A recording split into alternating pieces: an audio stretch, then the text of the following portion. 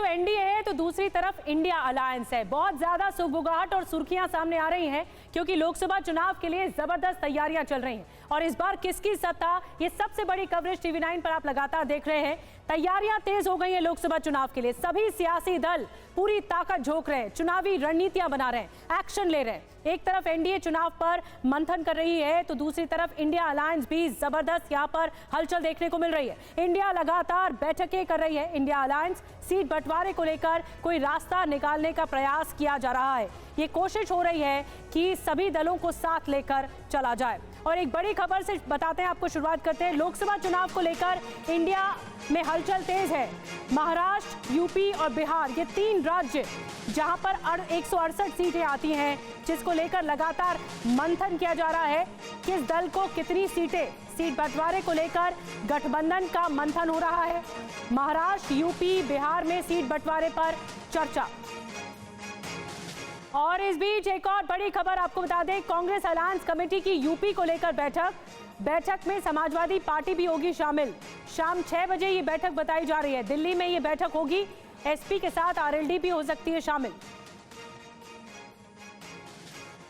तो कांग्रेस जो जुड़ी हुई है इंडिया अलायंस के साथ, अब अपने घटकों को साथ लेने का प्रयास किया जा रहा है। साफ तौर पर कांग्रेस अलायंस कमेटी की यूपी को लेकर बैठक है, जहां देश में सबसे बड़ा सूबा 80 लोकसभा की सीटें आती हैं। यहां मंथन किया जाएगा और बताया जा रहा है समाजवादी पार्टी भी शामिल होगी और आरएलडी शामिल हो सकती है। हमारे साथ दिल्ली से इस वक्त कुमार विक्रांत जुड़े हुए हैं, आनंद पांडे जुड़े हुए हैं, लखनऊ से पंकज झा भी हमारे साथ जुड़े हुए हैं। दूसरा राज्य पटना आपको लेकर चलेंगे, यहाँ से रूपेश कुमार भी जुड़े हुए हैं। सबसे पहले आमोद राय भी हमारे साथ जुड़े हुए हैं। सबसे पहले कुमार विक्रांत के पास चलते हैं। कुमार, कांग्रेस में हलचल बहुत तेज है। इंडिया अलायंस को लेकर लगातार सुर्खियां सामने आ रही हैं। क्या कोई अंतिम फैसला आज सीट बंटवारे को लेकर अलायंस के साथ या घटकों के साथ हो सकता है? जी देखिए, ये जो बैठकें हो रही है वो कांग्रेस की जो दूसरी पंक्ति के नेता है, जो नियुक्त है राष्ट्रीय अलायंस कमेटी मुकुल वासनिक के नेतृत्व में, और जो सहयोगी दल हैं इंडिया गठबंधन के, उनकी जो दूसरी पंक्ति के नेता है, जो नेतृत्व के नुमाइंदे हैं, उनके बीच बैठक हो रही है। एक मोटा बाहर का आप कह सकते हैं खाका तैयार किया जा रहा है। किस आधार पर सीट बंटवारा हो, किसका क्या डेटा है किसके पास, उस आधार पर सीट बंटवारा हो, ये सब कुछ तय हो रहा है। आप कह सकती हैं ब्रॉड तस्वीर तैयार हो रही है, लेकिन अंतिम फैसला जो होगा वो नेतृत्व के बीच होगा। आज शाम को 4 बजे शिवसेना के साथ बैठक है अलायंस कमेटी की, और शाम को 6 बजे उत्तर प्रदेश को लेकर बैठक है समाजवादी पार्टी और आरएलडी के साथ। उत्तर प्रदेश के ही नेता और कांग्रेस के राष्ट्रीय प्रवक्ता अखिलेश प्रताप सिंह हमारे साथ हैं, उनसे पूछते हैं। अखिलेश जी, सबसे अहम बात है कि उत्तर प्रदेश को लेकर क्या होने जा रहा है। एक तरफ बीजेपी का राम मंदिर का डंका है और आप लोग सीट बंटवारा कर नहीं पा रहे। बीजेपी ने क्या सीट बंटवारा कर लिया क्या? क्योंकि वो तो कहते हैं हमारी 38 दलों का है। हमारे तो प्रक्रिया चल रही है ना, हम तो गंभीर हैं, ईमानदारी से बात कर रहे हैं एक दूसरे के साथ। उत्तर प्रदेश में कितनी सीटें चाहिए आप लोगों को 80 में से? देखिए, ये हमारा प्रदेश नेतृत्व और जो कमेटी बनी है वो कहाँ पे हम बेहतर पोजीशन में हैं, और फिर अपने सहयोगी दल से कि वो कहाँ पे बेहतर पोजीशन में हैं, सीटें वो ली जाएं कि जो हम खुद कांग्रेस या हमारा पार्टनर जीतने की स्थिति में है, वो सीटें ली जाएं जिससे हम हमारा स्ट्राइक रेट 100% हो। दो छोटे सवाल। अखिलेश यादव ने कहा कि 65 सीटें वो लड़ेंगे, यानी 5 सीटें आरएलडी की, 10 सीटें आपके लिए मंजूर है? देखिए, ये बाहर कहना पॉलिटिकली सब दोनों तरफ से लोग बोलते रहते हैं। अंदर आज बैठक हो रही है, उसमें मोटा एक रोड मैप तैयार हो जाएगा। 1 या 2 बैठक रायबरेली अमेठी से कांग्रेस लड़ेगी या छोड़ देंगे उसको भी? रायबरेली अखिलेश कई बार दबाव बढ़ा चुके हैं। रायबरेली अमेठी तो नेहरू परिवार का एक्सटेंडेड फैमिली है। बिल्कुल कुमार, वहाँ पे कोई पॉलिटिकल रिश्ता नहीं, राजनीतिक रिश्ता नहीं, वो एक पारिवारिक रिश्ता है, वो एक परिवार। आखिरी सवाल, राम मंदिर के सामने कांग्रेस आरएलडी सपा गठबंधन टिक पाएगा या मायावती को भी चाहेंगे आप लोग अपने साथ? क्या राम चुनाव लड़ रहे हैं क्या? राम मंदिर आप इस तरह से बात कर रहे हैं? बीजेपी से राम से क्या मतलब भाई? हम मुद्दों पे चुनाव, मायावती को मायावती गठबंधन में चाहते हैं आप? देखिए, जितने लोग अधिक से अधिक हमारे लाइक माइंडेड लोग हमारी पार्टी में मायावती को चाहते हैं या वही नहीं? कह रहा हूं हाँ या ना? देखिए राजनीति में हाँ या ना क्या होती है? आप चाहते हैं क्या? कौन नहीं चाहता है कि हमारा गठबंधन बिल्कुल मजबूत कुमार, मैं और समझ हम सारे सकती हूँ लोग चाहते हैं कांग्रेस जो की क्या मजबूरी भी है। विपक्ष आप के लोग सटीक सवाल पूछ रहे हैं लेकिन जवाब वहां से सटीक आ नहीं रहा है अखिलेश प्रताप सिंह की तरफ से। बहरहाल वहां पर बैठक चल रही है। पंकज झा के पास जल्दी से मैं चलूंगी। पंकज, अभी हाल ही में अखिलेश यादव ने बयान दिया कि राहुल गांधी की भारत जोड़ो न्याय यात्रा शुरू होने से पहले ऐसा हो जाए, सीट शेयरिंग पर बात बन जाए। क्या लगता है कांग्रेस अलायंस कमेटी में बात बनेगी?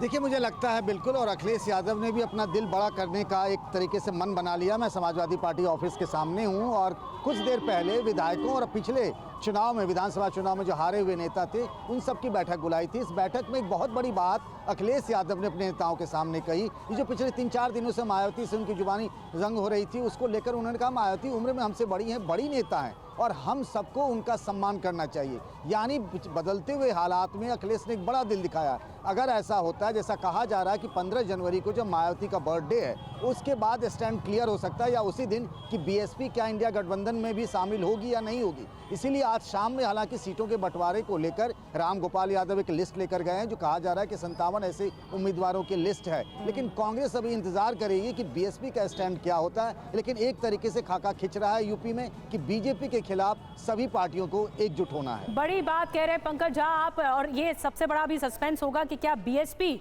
कांग्रेस अलायंस में आती है या इंडिया अलायंस का ये आगे आती है, इसमें हिस्सा लेती है, ये बड़ा सवाल होगा। बर्थडे पर ये हो सकता है मायावती के, ये जैसा कि अटकलें लगाई जा रही हैं। बहरहाल देखना होगा कि आगे क्या होता है। यूपी के बाद चलते हैं बिहार। बिहार से बड़ी खबर ये आ रही है कि इंडिया के अंदर बिहार में भी सीटों पर मंथन है। सीपीआई के महासचिव डी राजा लालू प्रसाद की मुलाकात, सीट शेयरिंग पर दोनों नेताओं की चर्चा।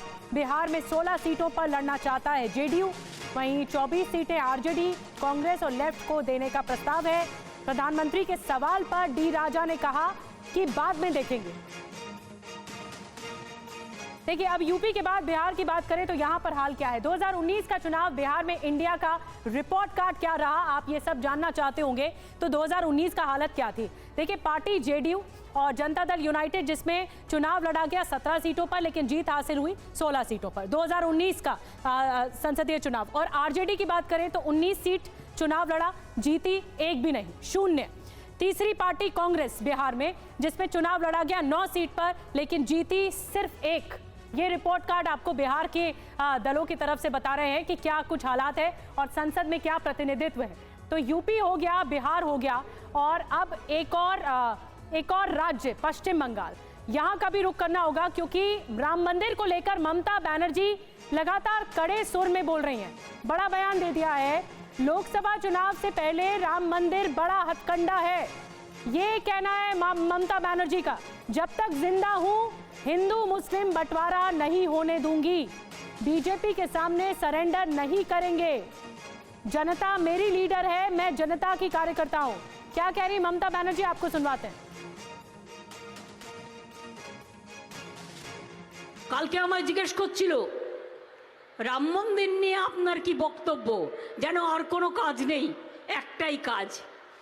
আমি বললাম ধর্ম যার যার নিজের, উৎসব কিন্তু সবার। আমি সেই উৎসবে বিশ্বাস করি যে উৎসব সবাইকে নিয়ে চলে, সবাইকে নিয়ে কথা বলে, একতার কথা বলে। আপনারা করছেন, করুন না, কে আপত্তি করেছে? আপনারা কোর্টের আন্ডারে করছেন, ইলেকশনের আগে একটা গিমিক শো করবেন বলে আমার কোনো আপত্তি নেই তো, কিন্তু তাই বলে অন্য সম্প্রদায়ের মানুষকে অবহেলা করা এটা কারো কাজ নয়। তৃণমূল কংগ্রেস যতদিন থাকবে, তৃণমূল কংগ্রেসের সরকার যতদিন থাকবে, আমি আপনাদের কাছে ওয়াদা করে যাচ্ছি, আমি আপনাদের কাছে শপথ করে যাচ্ছি, আমি আপনাদের ঈশ্বরের শপথ করে বলছি, আল্লাহর কসম খেয়ে বলছি, মনে রাখবেন আমি কোনো দিনও হিন্দু মুসলমান শিখ খ্রিস্টান তপশিলি আদিবাসীদের ভাগাভাগি করতে দেব না। तो ममता बनर्जी को आपने सुना, उन्होंने कहा मैं ईश्वर अल्लाह की कसम खाकर कहती हूं हिंदू मुसलमान नहीं होने दूंगी। आनंद प्रकाश पांडे हमारे साथ जुड़ गए। आनंद, अब तक ममता बनर्जी ही उनका वक्तव्य नहीं सामने आया था राम मंदिर को लेकर, और अब वो भी आ गया, उन्होंने कहा ये चुनावी हथकंडा है। बिल्कुल तमाम विपक्षी दल हैं और लगातार राम मंदिर को ऐसे बयानबाजी कर रहे हैं, भगवान राम को लेकर बयानबाजी कर रहे हैं। लेकिन जहां एक तरफ अपोजिशन पार्टीज जो है वो जो ये बयान दे रही है भगवान राम के खिलाफ या राम मंदिर के खिलाफ, तो बीजेपी का ये कहना है कि ये सब जो पार्टियां हैं ये वोट बैंक अपीजमेंट यानी कि मुस्लिम अपीजमेंट के लिए ये सब कर रही हैं। तो और बीजेपी को ये लगता है कि जितना अपोजिशन जो है राम मंदिर के मुद्दे पर सरकार को और बीजेपी को घेरेगा तो इसका काउंटर रिएक्शन होगा और उतना ही जो हिंदू वोट्स हैं वो बीजेपी के पक्ष में कंसोलिडेट होंगे। और यही वजह है कि बीजेपी ने जो प्लान तैयार किया है कि 22 जनवरी को जब प्राण प्रतिष्ठा हो जाएगी तो पूरे देश भर से अलग अलग राज्यों में बीजेपी ने अपने नेताओं को, पदाधिकारियों को जिम्मेदारी दी है कि ज़्यादा से ज़्यादा लोगों को आप लाइए और राम मंदिर उनको लाइए, भगवान श्री राम लला के दर्शन कराइए। बीजेपी को ये उम्मीद है कि लोकसभा चुनाव के ठीक पहले ये राम मंदिर में जो प्राण प्रतिष्ठा है और जो लोग जो दर्शन करेंगे तो उसका बीजेपी को फायदा होगा। लोग भले ही भगवान राम का आशीर्वाद लेंगे लेकिन इसके एवज में बीजेपी को भी जनता जो है वोटों के रूप में आशीर्वाद देगी।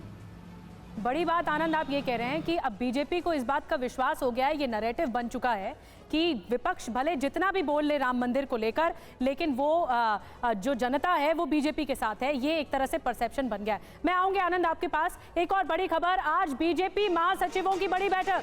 आज शाम 4 बजे बीजेपी मुख्यालय में महासचिवों की बड़ी बैठक होने जा रही है। बैठक में राम मंदिर, लोकसभा चुनाव पर चर्चा होगी और इसी बैठक के बारे में और ज्यादा जानकारी आमोद राय, हमारे पॉलिटिकल एडिटर, भी हमारे साथ जुड़ गए हैं। आमोद, क्या जानकारी है? महासचिव एक साथ मिलेंगे, मंथन होगा, क्या एजेंडा लोकसभा चुनाव है? निश्चित तौर पे देखिए लोकसभा चुनाव है और साथ में राम मंदिर का शुभारंभ होना है। वैसे में बीजेपी महासचिवों की जो मासिक बैठक होती है, जो महीने में एक बार होती है बैठक, उसी बैठक को आज अंजाम दिया जा रहा है और आज थोड़ी देर में अभी पार्टी अध्यक्ष जेपी नड्डा यहाँ पहुँचने वाले हैं और महासचिवों की बैठक 4 से 4:30 बजे के बीच शुरू हो जाएगी। मुख्य जो इसमें मुद्दा है वही है राम मंदिर को कैसे ठीक से लेकर चला जाए, वहाँ पर जो लोग श्रद्धालु आने वाले हैं दर्शन करने, उनको कैसे ठीक से नियंत्रित करके और अच्छे से उनका दर्शन कराया जाए, जगह जगह से कैसे ट्रेन और बसों के द्वारा लोगों को वहां ले जाकर दर्शन करवाया जाए, ये तमाम विषय होंगे। इसके साथ ही लोकसभा चुनाव की तैयारियों के लिए तमाम कमेटियां बनी हैं और तमाम जो तैयारियां चल रही हैं उनको लेकर भी आज एक तरह से समीक्षा बैठक है कि कौन कौन सा मोर्चा क्या काम कर रहा है, किस किस लोगों को क्या काम दिया गया है, काम किस तरह से आगे बढ़ रहा है। तो इन तमाम विषयों पर आज चर्चा इस बैठक में होगी। लेकिन सबसे महत्वपूर्ण बात यह है कि आज जो महासचिवों की बैठक हो रही है उसके बाद आज 4 महासचिव अयोध्या के लिए रवाना होंगे और वहां वो 2 दिन तक रहने वाले हैं और वहां पे जो व्यवस्था है बीजेपी कार्यकर्ताओं को जो करनी है उसके बारे में वहां बैठक करेंगे। लगातार बड़ी जानकारी आमोद राय पहुंचा रहे हैं कि इस बैठक के बाद जो 4 पदाधिकारी हैं, जो 4 महासचिव हैं, वो अयोध्या के लिए रवाना होंगे। वहां पर भी तैयारियों का जायजा लेना है। तो 2 बड़े एजेंडे हैं, एक तो लोकसभा चुनाव है, वहां पर लेकर एनडीए में घटकों की स्थिति क्या है, सीट शेयरिंग को लेकर, और दूसरी बड़ी बात राम मंदिर की प्राण प्रतिष्ठा को लेकर भी, तैयारियों को लेकर भी मंथन जारी है। आऊंगे आमोद आपके पास। एक और राज्य की तरफ रुख करेंगे, अब रुख करते हैं महाराष्ट्र का। महाराष्ट्र पर भी इंडिया की बैठक आज होने जा रही है शाम 4 बजे। कांग्रेस और शिवसेना की बैठक होने जा रही है। सीट बंटवारे पर हो सकती है चर्चा।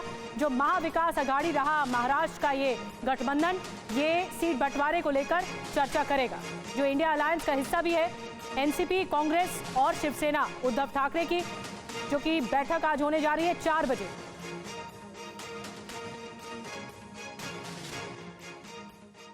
तो आपको बता दें कि महाराष्ट्र में 17 से 19 सीटों पर लड़ सकती है शिवसेना, ये जानकारी मिल रही है। एक और बड़ी खबर, 13 से 15 सीटें एनसीपी को मिलने की खबरें हैं, सूत्र बता रहे हैं, और 12 से 14 सीटें कांग्रेस को देने की चर्चा है।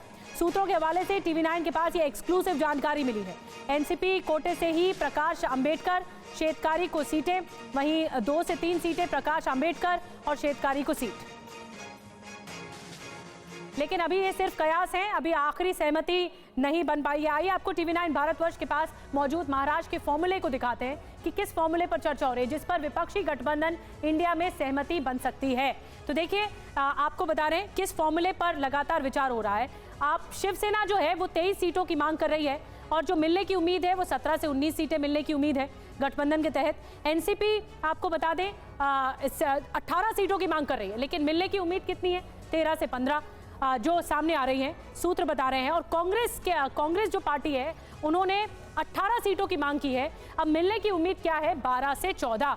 तो अब ये देखना होगा कि एनसीपी कोटे से 2 से 3 सीट प्रकाश अंबेडकर और शेतकारी को ये मांग की गई है। और आज 4 बजे दिल्ली में मुकुल वासनिक के घर पर बैठक है। तो महाराष्ट्र की सियासत में भी लगातार करवट हो रही है, लेकिन बैठक के बाद ही कुछ अंतिम फैसला निकलकर सामने आएगा कि क्या फैसला होता है।